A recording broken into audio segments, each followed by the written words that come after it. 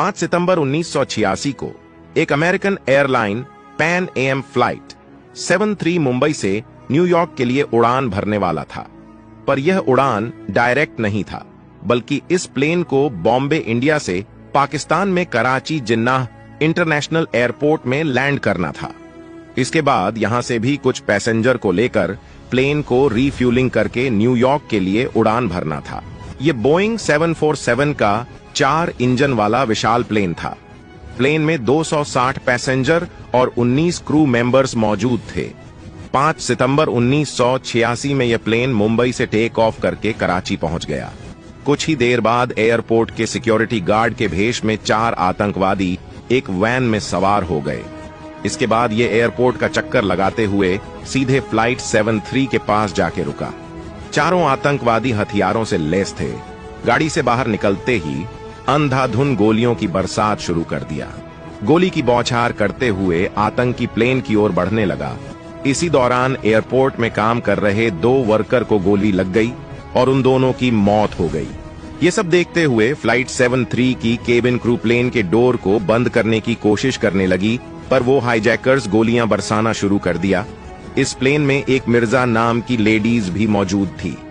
उसने गोलियों की आवाज सुनकर तुरंत ही पायलट को इन्फॉर्म किया कि कुछ टेररिस्ट हमारे प्लेन की तरफ आ रहे हैं, जल्दी से एटीसी को इन्फॉर्म करके मदद बुलाओ और कॉकपिट के डोर को लॉक कर दो ताकि वो आतंकवादी कॉकपिट पर अपना कब्जा ना जमा सके। अब प्लेन के अंदर दोनों पायलट ने कॉकपिट के डोर को लॉक कर दिया।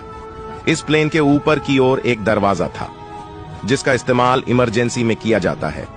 तुरंत ही दोनों पायलट ने हैच यानी कि ऊपर के दरवाजा को खोला और दोनों के दोनों पायलट वहां से भाग खड़े हुए। कराची में लैंडिंग के 40 मिनट बाद प्लेन पूरी तरह से आतंकियों के कंट्रोल में आ चुका था। अब पैन एम फ्लाइट 73 पूरी तरह से हाईजैक हो चुका था। सभी हाईजैकर्स के पास पिस्तौल, राइफल, ग्रेनेड, एक्सप्लोसिव बेल्ट था। कुछ ही मिनट में हाईजैकर्स को यह पता चल गया कि कॉकपिट के सारे क्रू मेंबर्स भाग चुके हैं। अब कोई भी क्रू मेंबर ऐसा नहीं है जो इस प्लेन को उड़ा सकता है। इट मीन्स अब बातचीत करके पूरे मामले को सॉल्व करने की कोशिश किया जाएगा। ये सब देखते हुए हाईजैकर काफी गुस्से में आ गया। उसने राजेश कुमार नाम के एक शख्स को बुलाया, डरते हुए आतंकियों से कहा कि मुझे मत मारो, मैं इंडियन नहीं हूं, मैं अमेरिकन हूं।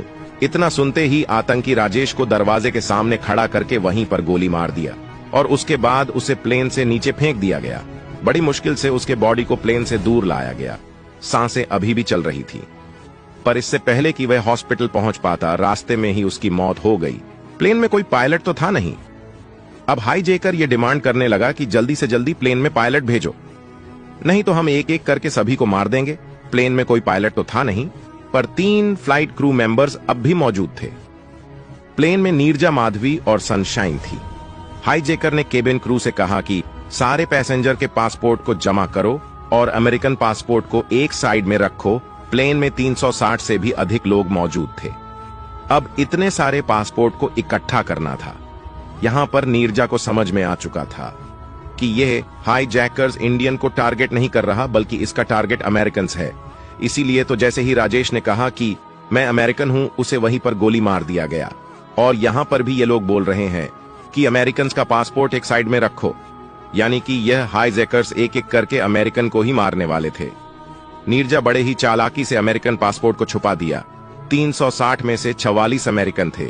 इन 44 में से सारे पासपोर्ट को ये तो डस्टबिन में डाल दिया गया, ये तो सीट के नीचे छिपा दिया गया। बाकी के सारे पासपोर्ट को टेररिस्ट को दे दिया गया। अब ये आतंकवादी एक एक करके अमेरिकन पासपोर्ट खोजने लगा, पर एक भी पासपोर्ट ऐसा नहीं था जो अमेरिकन हो। अब टेररिस्ट एक एक करके पूछताछ करने लगा।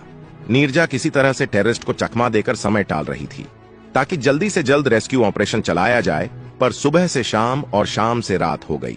कोई भी उन्हें बचाने के लिए नहीं आया। इसी दौरान नीरजा ने दरवाजे के सामने बैठे एक पैसेंजर को न्यूज़पेपर दिया और कहा कि इसे पढ़ लेना, बहुत जरूरी है। इस न्यूज़पेपर के अंदर प्लेन के डोर को खोलने का प्रक्रिया लिखा है। अब तक प्लेन में लाइट जल रही थी। प्लेन को रिफ्यूलिंग भी नहीं किया गया। प्लेन का चारों इंजन बंद था, लेकिन प्लेन के अंदर एपीयू यानी कि ऑक्सिलियरी पावर यूनिट लगा होता है। यही एपीयू अब तक पूरे प्लेन में इलेक्ट्रिसिटी सप्लाई कर रही थी, लेकिन समय के साथ साथ फ्यूल खत्म होता गया और ये एपीयू शट डाउन हो गया। आतंकियों ने प्लेन के कोने कोने पर एक्सप्लोसिव बिछा रखा था। जैसे ही लाइट ऑफ हो गया, सारे आतंक की डर गया और उन एक्सप्लोसिव पर गोलियां चलाने लगा। लेकिन रात के अंधेरे में एक भी गोली उन एक्सप्लोसिव बेल्ट पे नहीं लगा। अगर एक भी गोली लग जाती तो पूरा का पूरा प्लेन एक धमाके में ही खत्म हो जाता। चारों आतंकी एक दूसरे से ही लड़ रहे थे, गुस्सा कर रहे थे कि अब क्या किया जाए। अंधेरे का फायदा उठाते हुए नीरजा ने डोर को खोल दिया। साथ ही उस पैसेंजर ने भी डोर को खोल दिया। अब चारों अंधेरे में परेशान थे कि आखिर यह हो क्या रहा है। वो हाईजैकर्स पैसेंजर पर गोलियां चलाने लगा।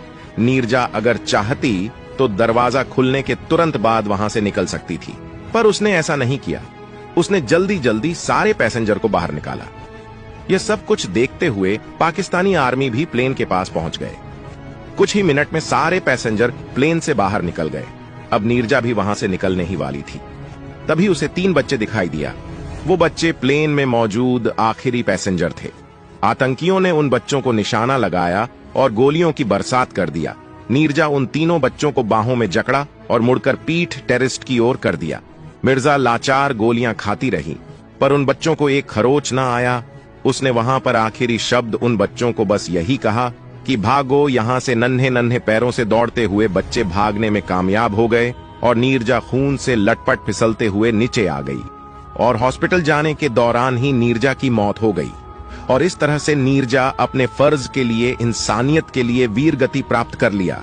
नीरजा अक्सर अपनी मां से कहती थी कि मां, प्लेन हाईजैक हो जाएगा तो मैं सारे हाईजैकर को मार दूंगी, मैं भागूंगी नहीं। उसकी मां ने जब नीरजा का शव देखा तो वो बातें, वो यादें आंखों में आंसू बनकर बरसने लगी। इस हादसे में 388 लोगों में से 120 लोग घायल हो गए और 51 लोगों की मौत हो गई। भारत ने नीरजा को अशोक चक्र से सम्मानित किया। वहीं पाकिस्तान ने निशाने पाकिस्तान और यूएस ने भी 4 अवार्ड से नीरजा को सम्मानित किया। इन 4 आतंकियों में था जायद हुसैन, मोहम्मद हाफिज जमाल, अब्दुल रहीम, मोहम्मद अब्दुल्ला खलील हुसैन और अहमद अनवर भी था।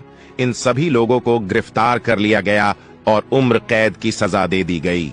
फिलहाल आज के लिए बस इतना ही। वीडियो अच्छी लगी हो तो लाइक शेयर जरूर करें और हाँ, फॉलो करना ना भूलें।